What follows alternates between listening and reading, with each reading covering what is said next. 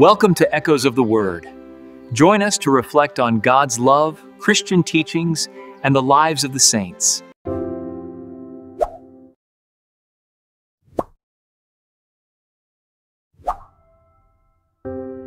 క్రీస్తులో సహోదర సహోదరీలారా, మీరు తీసుకోవలసిన అత్యంత కష్టతరమైన నిర్ణయం ఏమిటి? నేడు యేసు మనల్ని అన్నింటికంటే కష్టతరమైన ఎంపికలలో ఒకదానితో ఎదుర్కొంటాడు. ఆయన ఇలా అంటాడు: ఎవరైనా నా దగ్గరకు వచ్చి తండ్రిని, తల్లిని, భార్యను, పిల్లలను మరియు జీవితాన్ని కూడా ద్వేషించకపోతే అతను నా శిష్యుడు కాలేడు. బలమైన మాటలు, షాకింగ్ మాటలు. కాని యేసు మనల్ని ద్వేషించడానికి పిలవడం లేదు. అన్నింటికంటే ఎక్కువగా ఆయనను ప్రేమించమని ఆయన మనల్ని పిలుస్తున్నాడు. క్రీస్తు పట్ల మన విధేయత మొదట రావాలి, కుటుంబం, సౌకర్యం లేదా మన స్వంత ప్రణాళికల కంటే కూడా. శిష్యరికం ఒకేసారి తీసుకునే నిర్ణయం కాదు. ఇది రోజువారీ లొంగిపోవడం, జీవితాంతం కట్టుబడి ఉండటం. అంటే జీవితంలోని ప్రతి భాగంలో దేవునికి మొదటి స్థానం ఇవ్వడం. యేసు రెండు చిన్న ఉపమానాలు చెబుతాడు. ఒకటి టవర్ నిర్మించాలనుకునే వ్యక్తి గురించి, మరియు మరొకటి యుద్ధానికి సిద్ధమవుతున్న రాజు గురించి. ముఖ్యమైన దాన్ని ప్రారంభించే ముందు మనం ఖర్చును లెక్కించాలని రెండూ మనకు గుర్తు చేస్తాయి.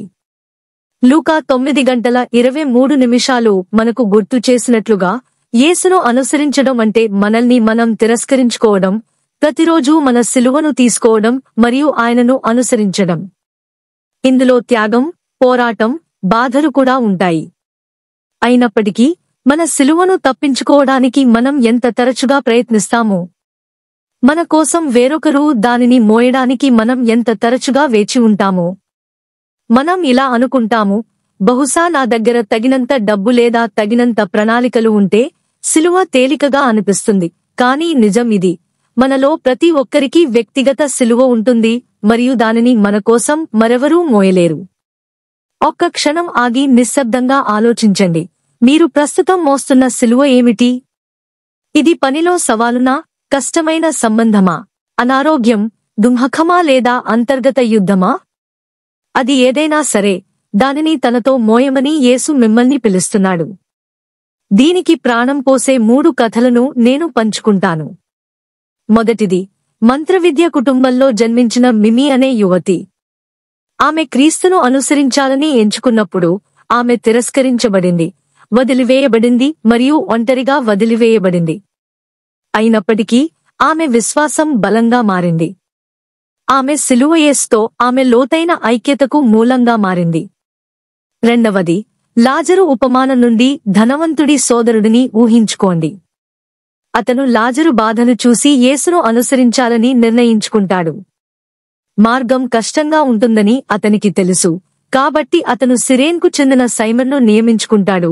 యేసు తన సిలువను మోయడానికి సహాయం చేసిన అదే సైమన్. కలిసి వారు కల్వరి మార్గంలో నడుస్తూ దారి పొడవునా కరుణా చర్యలను ఏర్పాటు చేస్తారు. ఈ కథ మనకు గుర్తు చేస్తుంది: మనం మన స్వంత సిలువలను మోయాలి, కాని మనం ఇతరులకు వారి సిలువలతో సహాయం చేయడానికి కూడా పిలువబడ్డాము. మూడవది, సెయింట్ పీటర్. రోమ్ నుండి పారిపోయిన తర్వాత అతను తన సిలువను మళ్లీ మోస్తూ రోడ్డుపై యేసును కలుస్తాడు.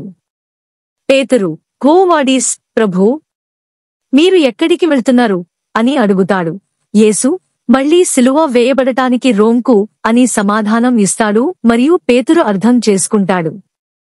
అతను వెనక్కి తిరిగి తన సొంత సిలువను ఆలింగనం చేసుకుని క్రీస్తు కోసం తన ప్రాణాన్ని అర్పిస్తాడు. సిలువ బాధకు చిహ్నం మాత్రమే కాదు, అది ప్రేమ యొక్క రూపం. సిలువను మోయడం అంటే క్షమాపణ, కష్టతరమైనప్పుడు క్షమించడం, అసౌకర్యంగా ఉన్నప్పుడు సేవ చేయడం, నిశ్శబ్దం సురక్షితంగా అనిపించినప్పుడు నిజం మాట్లాడటం, ప్రేమకు అన్నింటికీ విలువ ఉన్నప్పుడు ప్రేమించడం. మన స్వంత సమయంలో కూడా పిలుపు స్పష్టంగా ఉంది. కోవిడ్ మహమ్మారి సమయంలో ఒక ఉపాధ్యాయురాలు పాఠాలు మరియు సువార్త కథలను ప్రత్యక్ష ప్రసారం చేయడం ప్రారంభించింది. ఒకరోజు మధ్యప్రాచ్యంలో ఒక తల్లి చేరింది. ఆ ఆన్లైన్ ఎన్కౌంటర్ల ద్వారా ఆమె తన స్వంత విశ్వాస ప్రయాణాన్ని ప్రారంభించింది. అది చర్యలో శిష్యరికం ఊహించని విధంగా కూడా. కాబట్టి నేను మళ్ళీ మిమ్మల్ని అడుగుతున్నాను, ఈ రకమైన శిష్యత్వానికి మనం సిద్ధంగా ఉన్నామా? లేదా మనం సులభమైన మార్గం, చౌకైన కృప, సిలువలేని క్రైస్తవ మతం కోసం చూస్తున్నామా?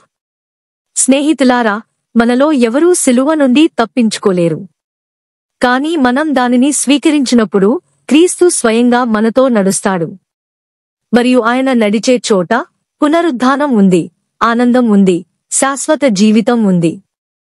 దేవుని పిలుపుకు ప్రతిస్పందించడానికి మనం సిద్ధమవుతున్నప్పుడు నిశ్శబ్దంగా ప్రార్థించమని మరియు మీ సిలువను, మీరు మోసే భారం, సవాలు లేదా త్యాగం ఏదైనా యేసుకు అర్పించమని నేను మిమ్మల్ని ఆహ్వానిస్తున్నాను.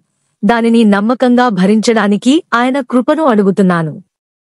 పేతురులాగా మనం ఇలా అనుకుందాం, "ఓ వాడీస్, ప్రభువా, నేను నీతో వస్తాను. ప్రభువైన యేసు, మా సిలువలను నమ్మకంగా మోయడానికి మాకు కృపను ఇవ్వండి. మేము బలహీనంగా ఉన్నప్పుడు మాకు ధైర్యం ఇవ్వండి. మేము భయపడుతున్నప్పుడు ఆశను ఇవ్వండి మరియు మాకు ప్రతిదీ ఖర్చైనప్పుడు ప్రేమను ఇవ్వండి. సిలువకు మరియు నిత్యజీవంలోకి మేము నిన్ను అనుసరిస్తున్నప్పుడు ఈ లోకంలో మీ వెలుగుగా ఉండటానికి మాకు సహాయం చేయండి. ఆమెన్.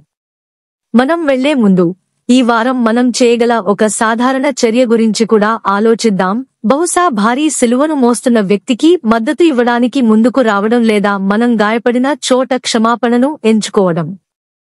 మీరు ఆయనతో నడుస్తున్నప్పుడు దేవుడు మీలో ప్రతి ఒక్కరిని ఆశీర్వదించుగాక. I would like to travel over the whole earth to preach your name and to plant your glorious cross on infidel soil.